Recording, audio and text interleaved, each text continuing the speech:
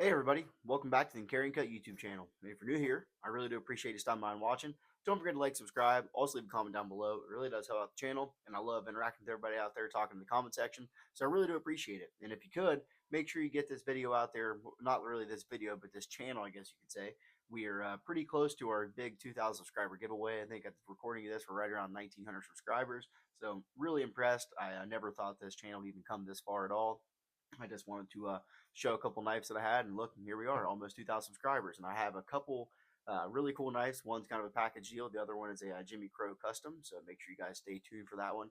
The package is a TRM giveaway. So TRM is a really cool company.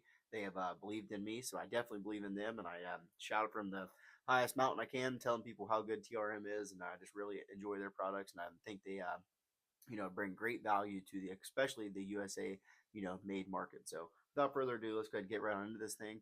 This is the Kizer sheepdog. This is without the flipper, and this is, of course, the whole deployment one. So this is a really cool special knife, I guess you could say. This is actually coming from our good buddy Nick. So if you guys have watched the previous videos here this week or whenever they came out, this is another one of his knives that he sent us to take a look at. So Nick, really do appreciate it. All the support means the world to me. And of course, yeah. So let's go ahead and get right into this thing then. So this is, like I just said, the Kizer sheepdog with the, of course, no flipper, whole deployment method. So I know they came out with a whole bunch of these different knives, at least different. They have a small one. I think they have a mini one. This is for the regular medium size one. They even do have a XL version. So I know previous in the past, the cleaver-esque kind of blade shape really took storm, and everybody wanted a cleaver pocket knife, pocket cleaver in their pocket, I guess you could say.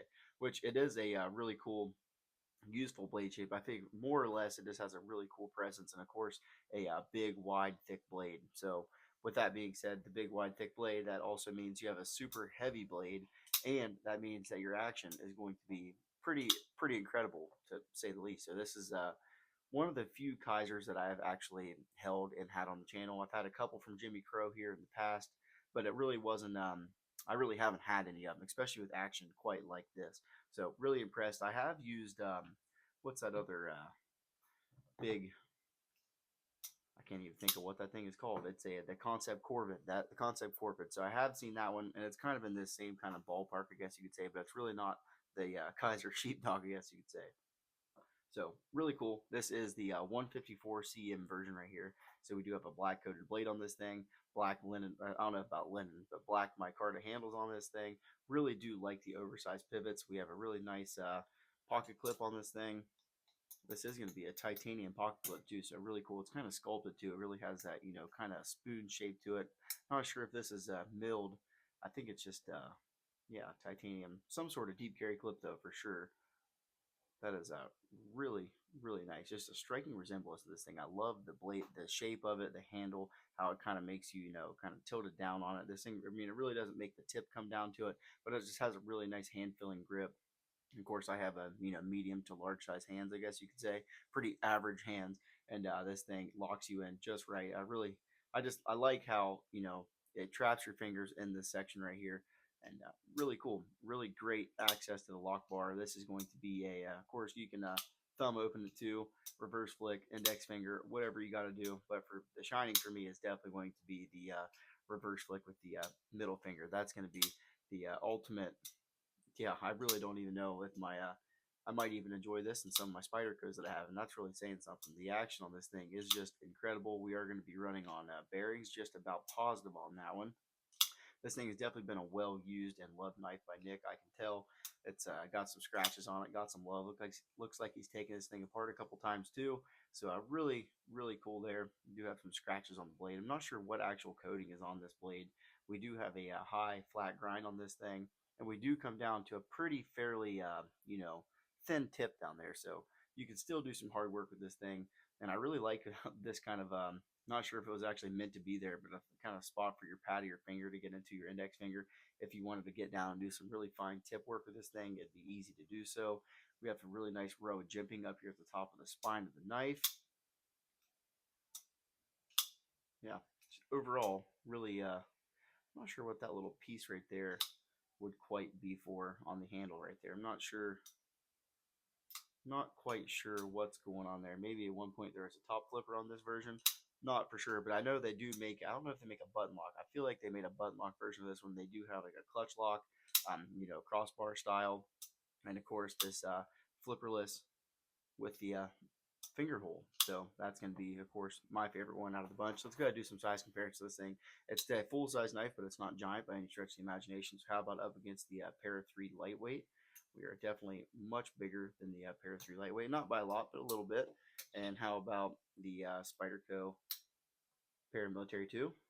So we're just a little bit smaller than that one. I feel like where this thing shines is the actual width. The big, broad, thick blade. The handles pretty well.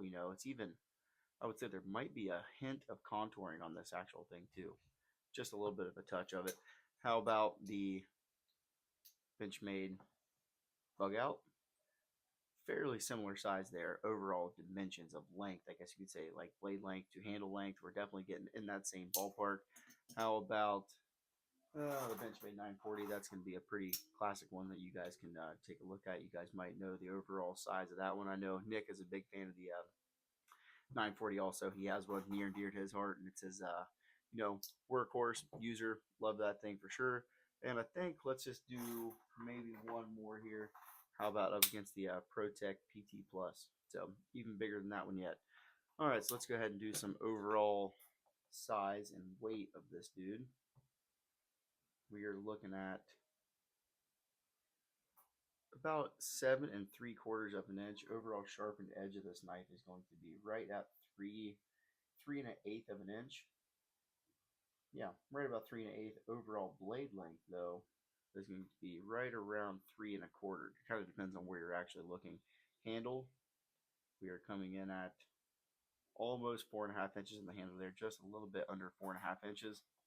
That overall length of the blade from tip to end of scale, we are going to be looking at 7 3/4 of an inch. So definitely a full size knife. Really nice hand feeling grip on this thing.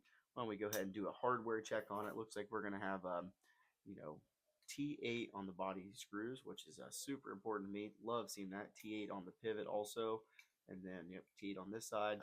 We do have T6 for the actual clip though, which is not a big deal. Not at the end of the world. Yeah, definitely got a T6 in there. Let's make sure. I like to use a T9 a lot of the times. I just feel like that extra little bit, if you can find a T9, it's definitely not a bad thing. Yep, so we got a T8 everywhere else except for the pocket clip, which is awesome. I don't know why more companies aren't using T8s on their body screws. I feel like it makes a huge difference. Of course, T8 being a lot harder to strip out and actually mess anything up with. Why don't we go ahead and do a weight on this thing?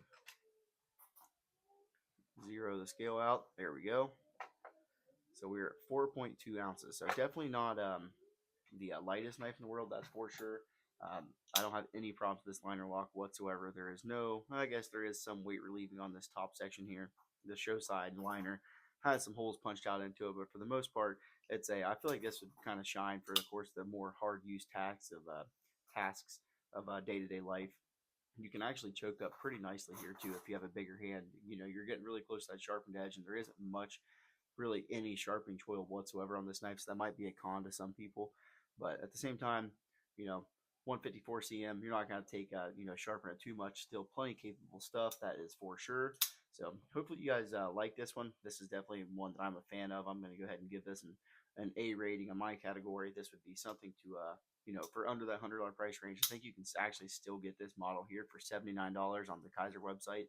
So I will make sure to link this knife somewhere if you guys are interested in getting one. But I really do appreciate all the support out there. Really do appreciate all you guys watching me. And keep pushing forward through this knife journey. Really do appreciate it. And hope I didn't miss anything. But we will catch you guys on the next one. Thank you.